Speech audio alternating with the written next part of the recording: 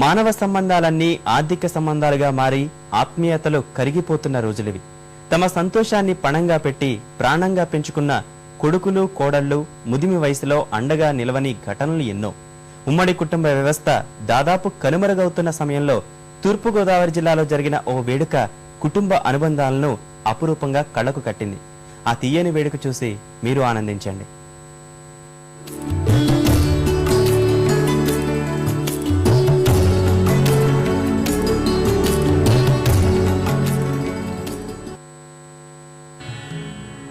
జీవితంలో ఎంత సంపాదించినా ఎంత ఎత్తుకు ఎదిగినా కన్నవాళ్లను పుట్టిన ఊరును గౌరవించుకోలేకపోతే ఆ ఎదుగుదలకు అర్థముండదు. తూర్పు గోదావరి జిల్లా అమలాపురంలో పప్పు వెంకట్రావు వెంకటరమణ దంపతులకు జరిగిన స్వర్ణ పుష్పాభిషేకం ఈ వాస్తవాన్ని గుర్తు చేసింది. ఆ ఇంట మునిమనవడు పుట్టిన సందర్భంగా ఏర్పాటు చేసిన 1,00,000 తులసి పూజా మహోత్సవంలో వెంకట్రావు దంపతులకు స్వర్ణ పుష్పాభిషేకం శాస్త్రయుక్తంగా నిర్వహించారు. మధురమైన ఘట్టాన్ని వీక్షించేందుకు 4 తరాలకు చెందిన దేశ విదేశాల్లోని కుటుంబ సభ్యులు బంధుమిత్రులంతా తరలివచ్చారు.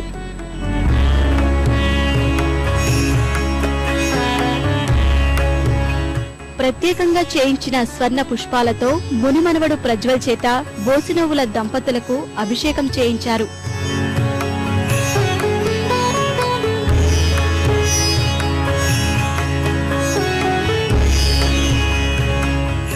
దాదాపు 200 ఏళ్ల నాటి మండువా లోగిలి ఈ వేడుకతో కళకళలాడింది.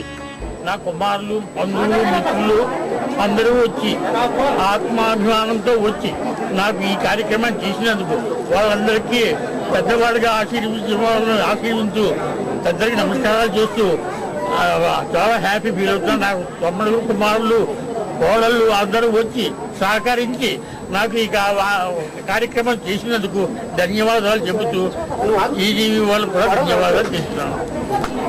నేను సౌదీ అరేబియాలో రైల్వే సిగ్నలింగ్ ఇంజనీర్గా పనిచేస్తున్నాను. ఇటీవలే మాకు మా అబ్బాయి పుట్టాడు. మా తాతగారికి మునిమనవుడు. ఇతని పేరు ప్రజ్వల్, మా అబ్బాయి పేరు ప్రజ్వల్. ఈరోజు ఈ 4 జనరేషన్ సందర్భంగా మా తాతగారికి ఈ ఇంట్లో, ఇది పురాణమైన ఇల్లు, 200 సంవత్సరాల చరిత్ర గల ఇల్లు.